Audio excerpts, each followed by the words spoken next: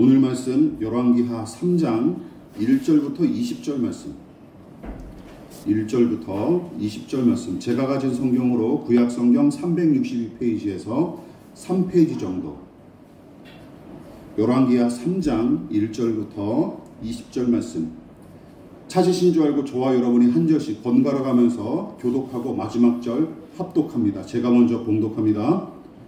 유다의 여호사밧 왕 18째 해에 아합의 아들 여호람이 사마리아에서 이스라엘을 12해 동안 다스리니라.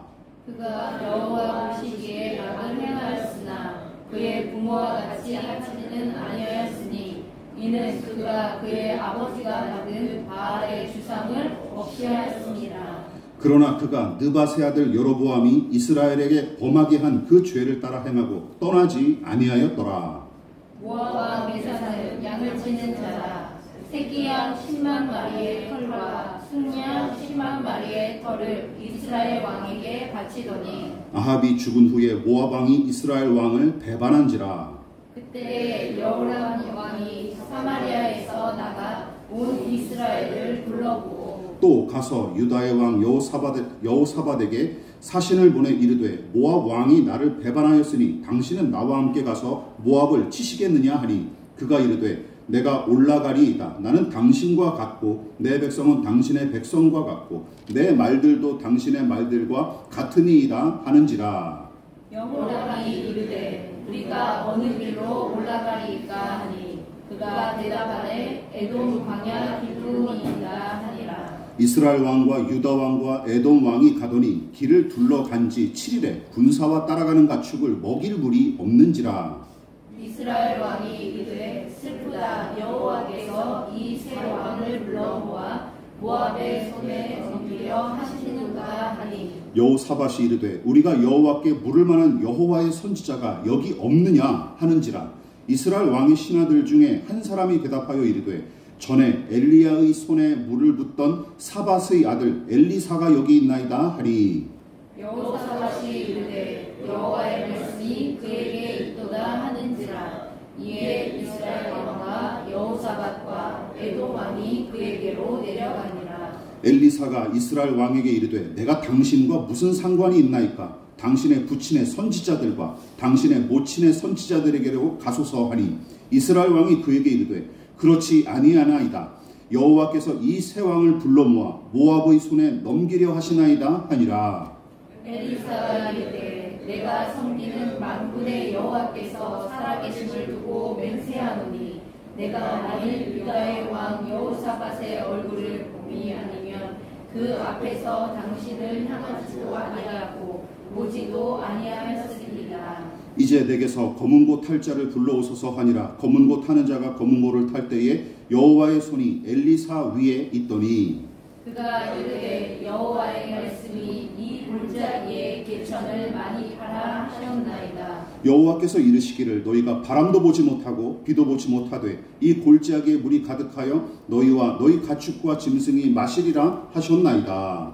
이것은 여호와께서 보시기에 작은 일이라. 여호와께서 모압 사람도 당신의 손에 넘기시리니 당신들이 모든 견고한 성읍과 모든 아름다운 성읍을 치고 모든 좋은 나무를 베고 모든 샘을 메우고 돌로 모든 좋은 밭을 헐리이다 하더니 다같이 아침이 되어 소재 드릴 때에 물이 에돔 쪽에서부터 흘러와 그 땅에 가득하였더라.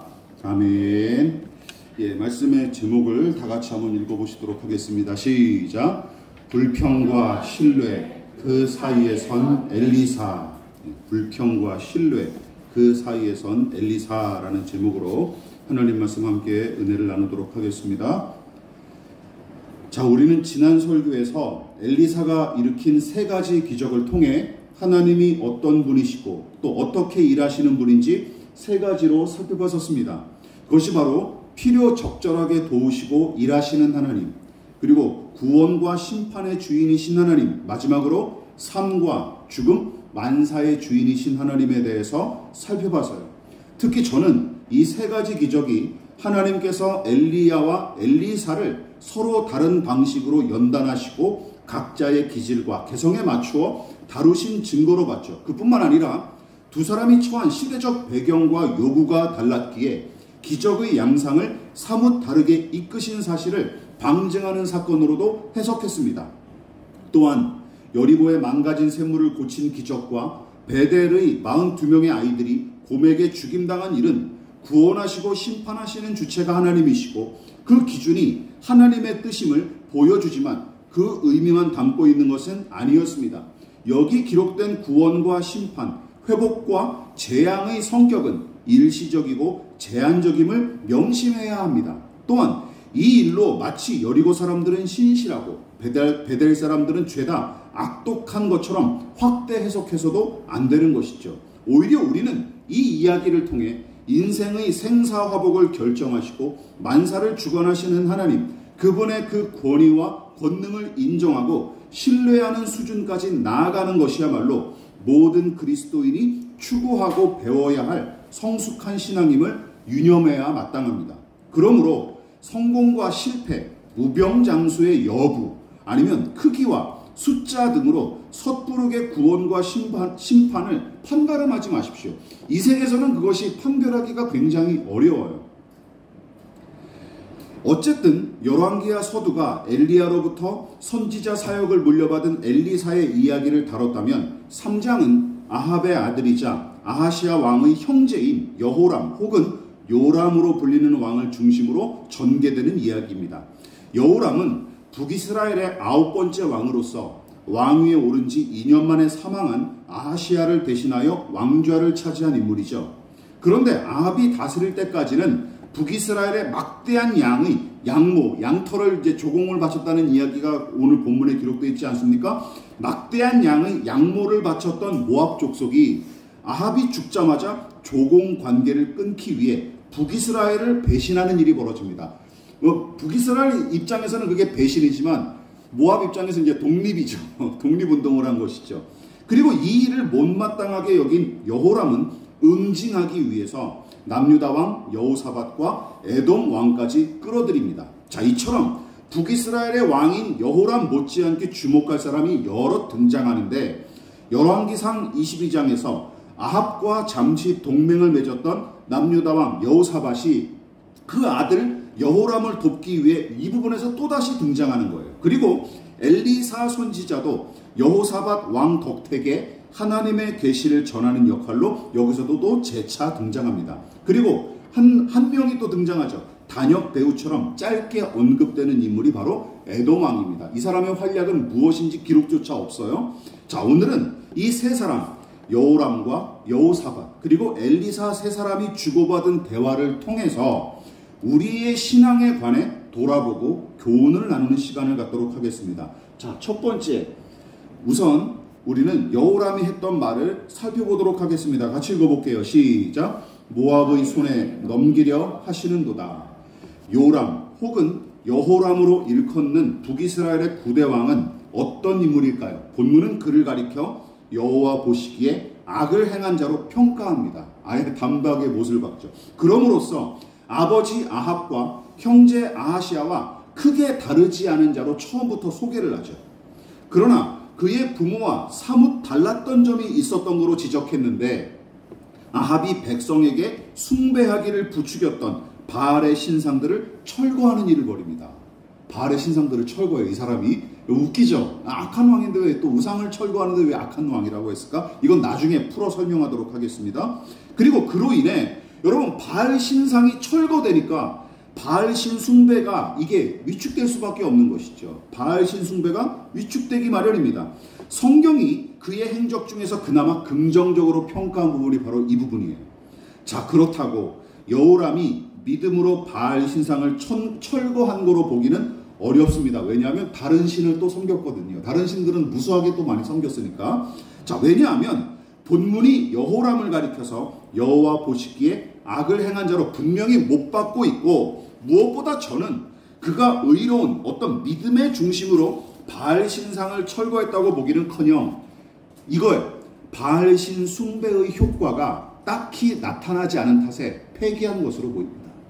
야, 이거 섬겨봤자 우리나라에 별 이득, 나한테도 별 이득이 없더라 하고 이게 이 사람이 머리가 좋으니까 통계를 내지 않았겠습니까? 안 되는 거예요. 야, 없애버리자 했던 거예요. 그러나 여호람은 통치자의 역할을 제 나름대로 부지런히 감당한 사람인데 모압의 배신을 좌시하지 않고 이스라엘 군대 전체를 일일이 점검하면서 출정을 준비하는 한편 남유다왕 여호사밧과 동맹을 맺고 연합군을 조직했을 뿐만 아니라 지나가는 길에는 에돔 왕과 그의 군대까지 끌어들일 만큼 정치적인 역량과 수완도 갖춘 인물이었어요. 부지런하고. 또한 남유다의 왕인 여호사밧의 의견에 귀를 기울이고 따를 만큼 합리적인 인물이었죠. 합리적인 사람이었어요. 부지런하고 합리적이고 그리고 여기저기 잘 챙겨볼 줄 아는 성실한 사람이었습니다. 무엇보다 시름시름 앓다가 왕위에 오른 지 2년 만에 유명을 달리했던 그의 형제 아하시야와 비교하면 그의 차이점이 아주 두드러지게 나타나죠. 여러분, 부왕인 아합이 죽은 후에 모압 족속이 곧장 반기를 드는 일이 벌어졌으나 아하시야는 어떻게 했습니까? 아하시야는 나라와 백성의 안위 따위 아무 관심이 없었고 그저 내내 한 일이 뭐였어요? 제 병을 고치기 위해 그냥 안다라는 것밖에 없었습니다. 그나마 했던 일이라고는 고작 뭐예요? 그의 우상숭배 정책을 비판했던 엘리야를 괴롭히는 일뿐이었습니다. 이게 열왕기하 1장에 나타나 있지 않습니까? 이 엘리야를 괴롭히는 일이 그냥 그가 한 일 전부예요. 따라서 아하시야에 비하면 여호람 왕은 그나마 나은 인물인 셈이죠.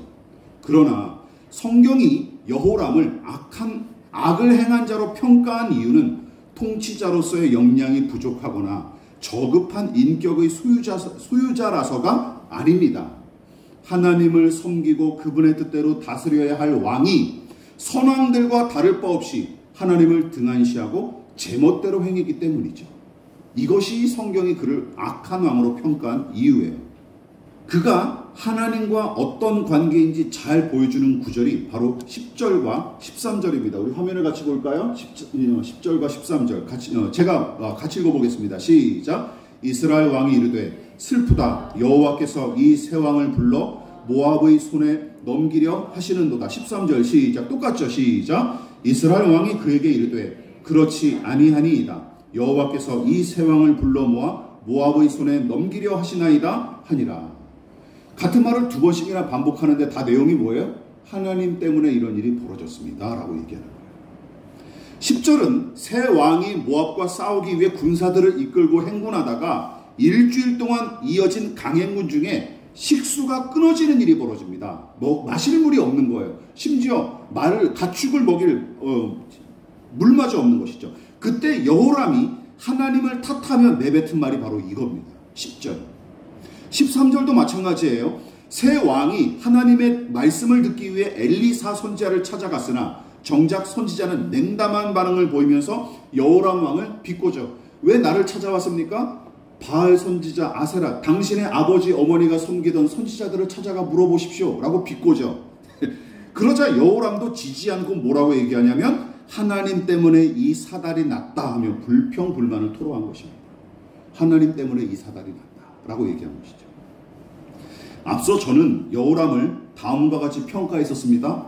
아하시야와 다르게 부지런히 국정 운영에 힘쓴 왕, 그리고 그동안 북이스라엘과 아합 왕가에 별다른 도움을 주지 못한 바알 신을 폐기했을 뿐만 아니라 여호사밧의 조언을 구하고 그의 말에 귀를 기울일 줄 알았으며 더 나아가 모압을 제대로 상대하기 위해서 남유다와 에돔까지 끌어들였던 합리적이고 실용적인 사람, 현명한 사람, 머리가 잘 돌아가는 거죠.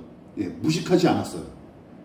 이 부분만 놓고 보면 크게 정치인으로서 크게 흠잡을 게 없는 인간처럼 보입니다. 그렇지 않습니까? 이 정도만 해도 훌륭한 사람이죠.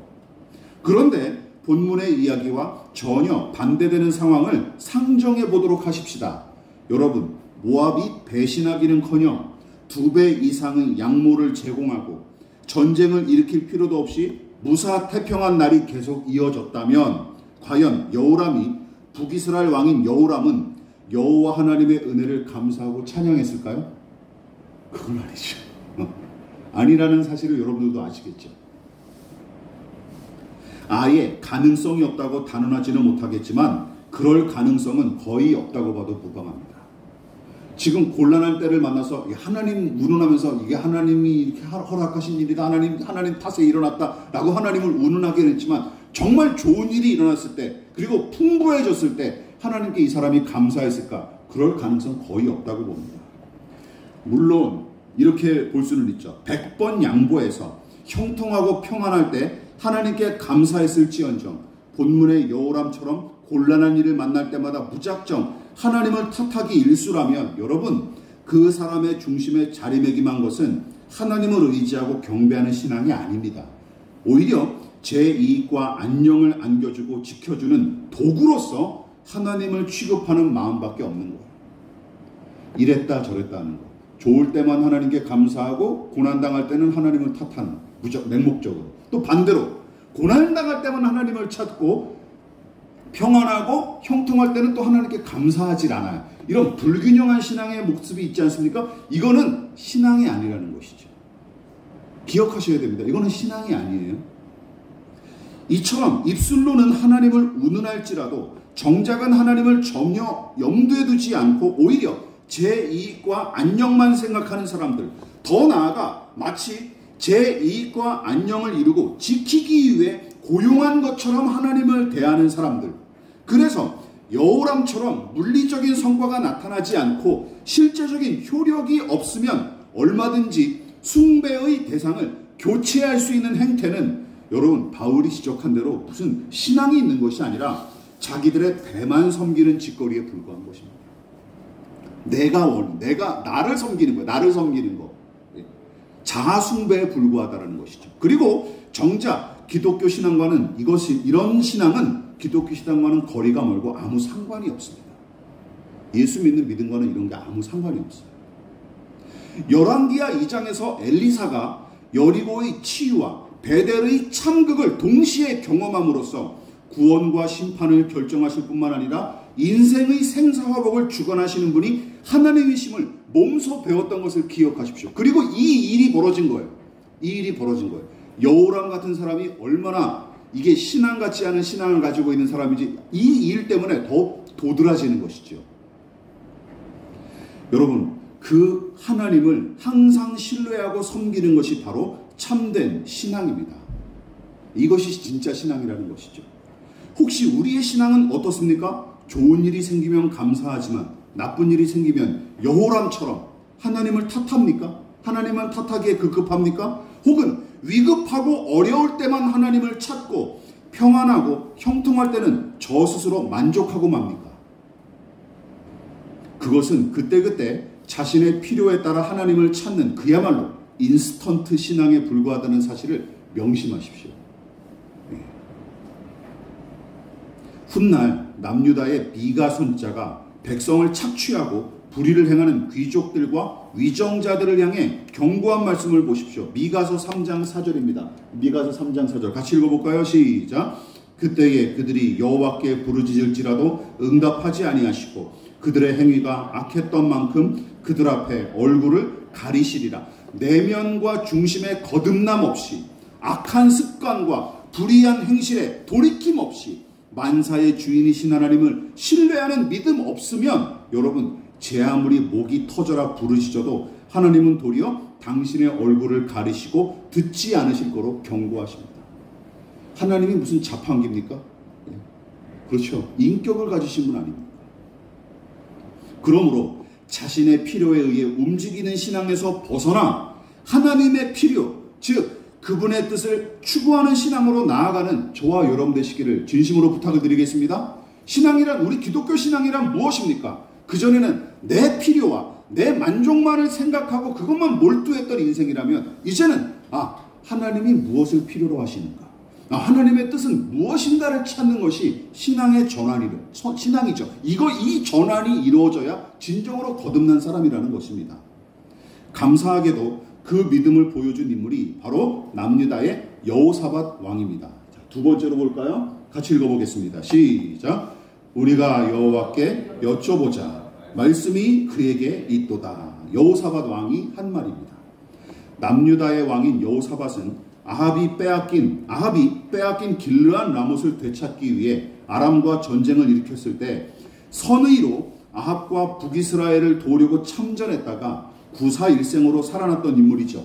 열왕기상 22장의 내용입니다. 그뿐만이 아닙니다. 아합의 아들 아하시야와도 손잡고 선박을 만들어서 경제적인 이득을 얻으려고 했으나 하나님의 진노로 배가 부서지는 바람에 이를 그르친 적도 있었습니다. 그리고 아하시야에 이어 왕위를 차지한 바로 본문의 여호람과도 친분 관계를 이어갔을 뿐만 아니라 모압을 제압하기 위한 전쟁을 돕기 위해 이번에도 기꺼이 참전하죠. 참 속 좋은 사람이에요. 우리 주변에 이런 사람들 있죠. 그냥 사람들에게 이용당하기 좋은 사람들. 저희 갑자기 가까운 사람이 생각나네요. 이용당하기 좋은 사람들이 있죠. 이 여호사밧이 그런 사람이었던 것 같아요. 마냥 순진무구한 사람. 여러분, 이 부분에서 우리가 유념해야 될 부분이 있습니다. 여호사밧이 아합의 딸을 아내로 맞이했던 탓에 그 일가와 지속적으로 관계를 이어갔던 게 틀림없죠. 그런데 여호사밧이 아합 일가와 깊이 얽히는 바람에 막심한 손해를 입었던 것은 물론이고 심지어 아합을 도와 아람과 싸울 때는 목숨까지 잃을 뻔한 적도 있었습니다. 게다가 하나님께서 인정하실 정도로 신실하고 선하게 사명을 감당한 왕이 이 여호사밧이었으나 아합 가문과 엮인 일로 말미암아 하나님께 책망을 들은 적도 여러 번 있었어요. 그러니까 이 남유다 왕 여호사밧은 여러 면에서 흠잡을 게 별로 없는 선한 왕이었지만 어떤 면에서는 약점이 있었던 거예요. 인간관계에서는 굉장히 어설프고 취약했던 게 틀림없습니다. 이 부분에서는 너무나 취약했어요. 완벽한 사람이 어디 있습니까? 그러므로 그것 한 가지를 트집 잡아서 남유다 왕 여호사밧을 악하게 평가하거나 바보 취급할 필요는 없는 것이죠. 본문도 마찬가지입니다. 하나님께서 맞듣지 않게 여기는 아합 가문과 또다시 손을 잡으며 전쟁을 치르는 이 우를 범하지만 그래도 북이스라엘의 피해가 고스란히 남유다에도 악영향을 미칠 가능성이 컸고 또 순수하게 동족인 북이스라엘 백성과 사돈 가문을 돕기 위한 마음까지 마냥 비난하기는 어렵습니다. 이 여호사밧의 행동을 말이죠. 무엇보다 여호사밧의 깊은 믿음이 분명하게 드러난 곳이 있는데 행군하는 도중에 식수 문제로 난관에 봉착했던 때였죠. 11절과 12절에 자세하게 기록되어 있습니다. 제가 읽어보겠습니다. 눈으로 보십시오. 여호사밧이 이르되 우리가 여호와께 물을 만한 여호와의 손자가 여기 없느냐 하는지라 이스라엘 왕의 신하들 중에 한 사람이 대답하여 이르되 전에 엘리야의 손에 물을 붓던 사밧의 아들 엘리사가 여기 있나이다 하니 여호사밧이 이르되 여호와의 말씀이 그에게 있도다 하는지라. 표현이 재밌죠. 엘리야의 손에 물을 붓던 사람. 이거는 시중 들던 사람이다 라는 뜻을 의미하는 거예요. 여러분, 평소에는 아예 관심조차 없었던 여호와 하나님의 이름을 굳이 들먹이며 원망과 불평을 쏟아냈던 여호람과 달리 여호사밧은 이렇게 묻습니다. 여기에는 주께 여쭤볼 예언자가 없습니까? 하고 물었는데 엘리사의 존재를 알고 있던 여호람은 묵묵부답으로 일관했고 그의 신하들 중 한 사람이 전에 엘리야 선자의 시중을 들던 사밧의 아들 엘리사가 여기 있습니다 하며 대신 대답했죠. 이상한 일이 아닙니다. 여호람이 왜 대답을 안 했을까요? 이것 때문이에요. 여호람은 아버지 아합 때부터 어깃장을 놓기 일쑤였던 선지자들과 엮이고 싶지 않았던 거예요. 불쾌했던 거죠. 다시 끌어들이고 싶지 않았던 거예요. 왕으로서 무소불위의 권력을 휘두르며 제멋대로 살아야 하는데 자꾸만 하나님을 앞세워서 이거 해라 저거 하지 마라 하는 선지자들을 좋게 볼 리가 없습니다. 좋게 볼 리가 없어요. 여러분, 이게 바로 불신앙입니다. 이게 바로 불신앙이에요. 믿으십니까? 불신앙이 다른 게 아니에요. 이게 바로 불신앙이에요. 불신앙. 교회를 다녀도 이렇게 살면 그 불신자예요. 불신자. 그러나 여호사밧은 달랐죠. 그는 이 난관에 봉착하자마자 하나님의 뜻을 가르쳐줄 선지자부터 찾았고 엘리야와 엘리사의 존재를 진즉에 알고 있었으면서도 모른 척하며 여호람의 반응부터 살핀 것으로 보입니다.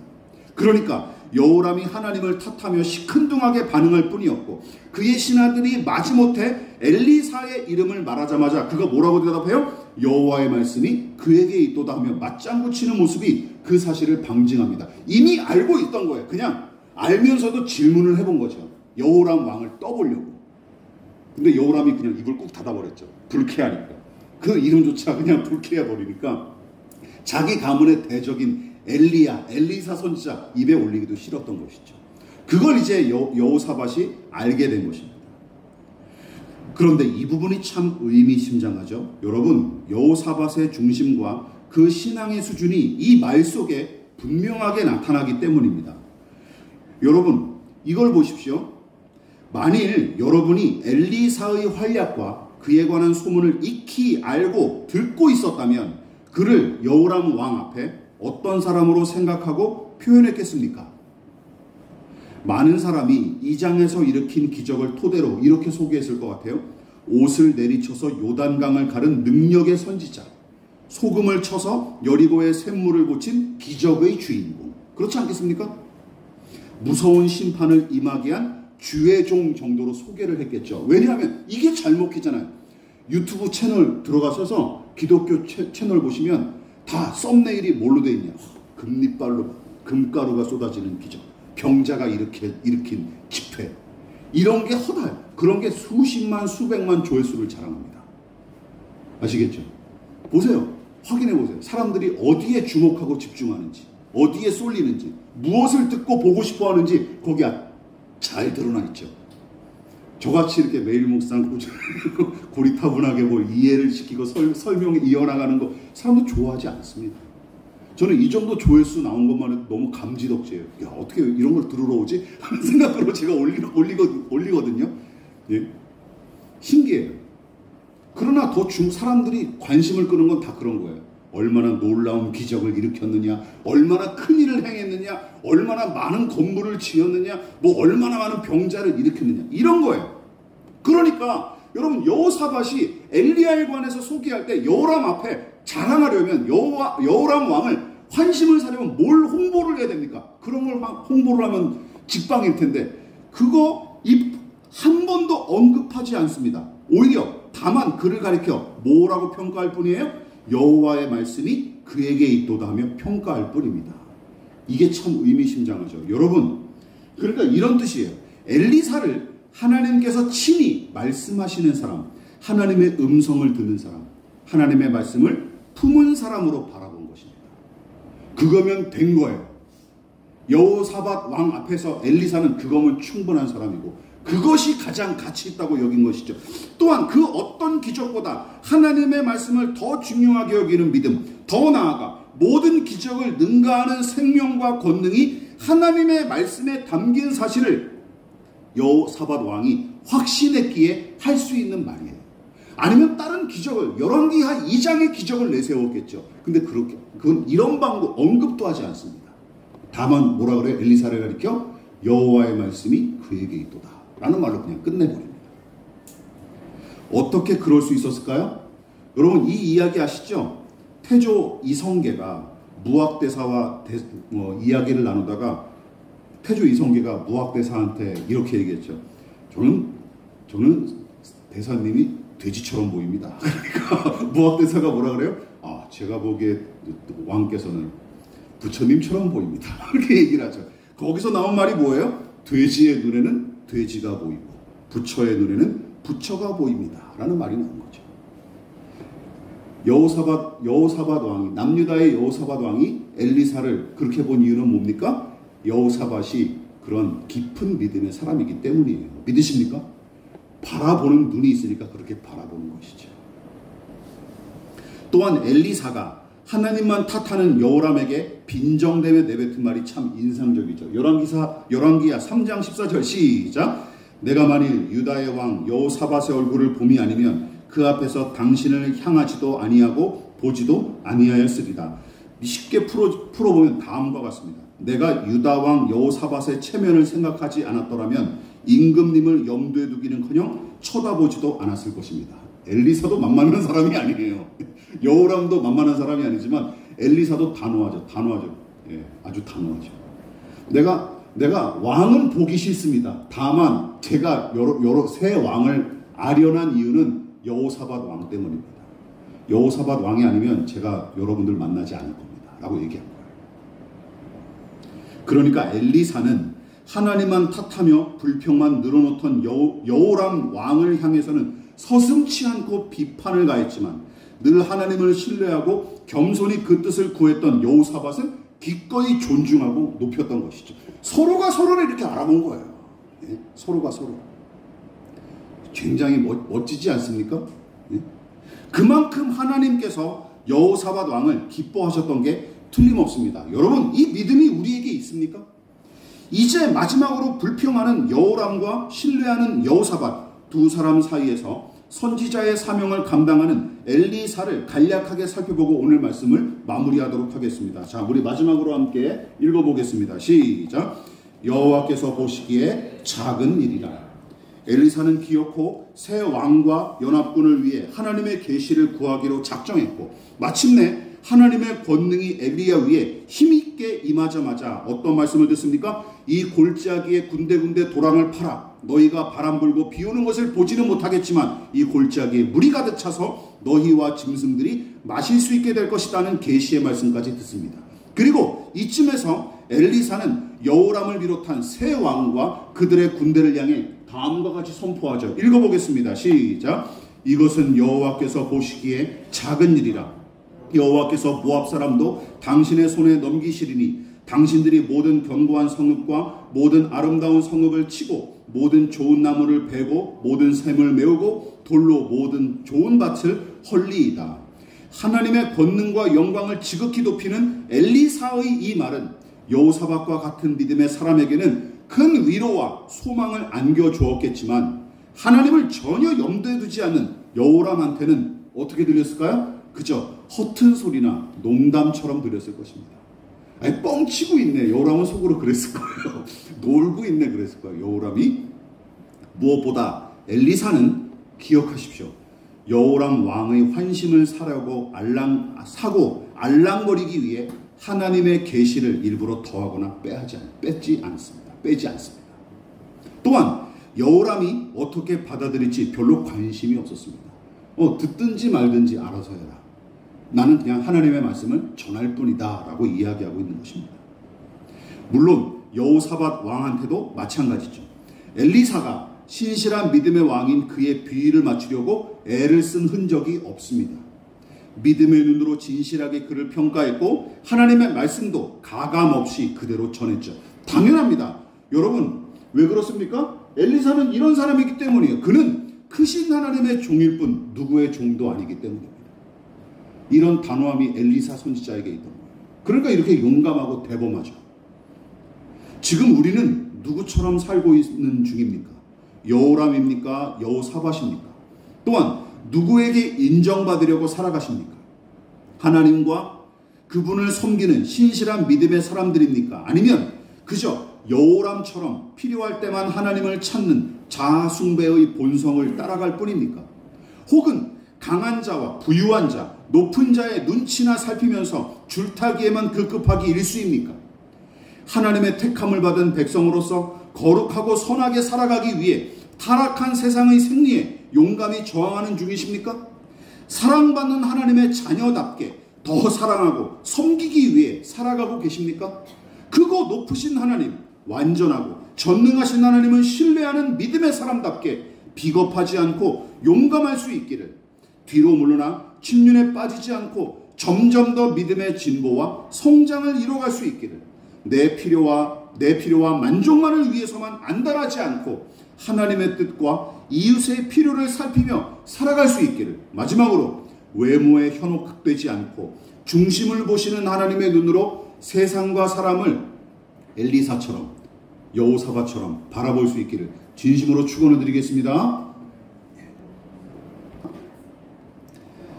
지금은 우리를 위하여 십자가에 몸버려 피를 들어가신 예수 그리스도의 한량없으신 은혜와 하나님 아버지의 지극하신 사랑하심과 성령 하나님의 영원한 사귐이 세상 그 무엇보다 크고 강하신 하나님을 신뢰하여 겸손히 머리 숙인 사랑하는 성도들의 머리 위에 저들의 가정과 직장과 사업장과 학업과 장래 가운데 이 나라의 민족과 한국교회와 저 북녘의 동포들과 세계와 열방 가운데 지금부터 영원히 함께 하시기를 간절히 축원하옵나이다.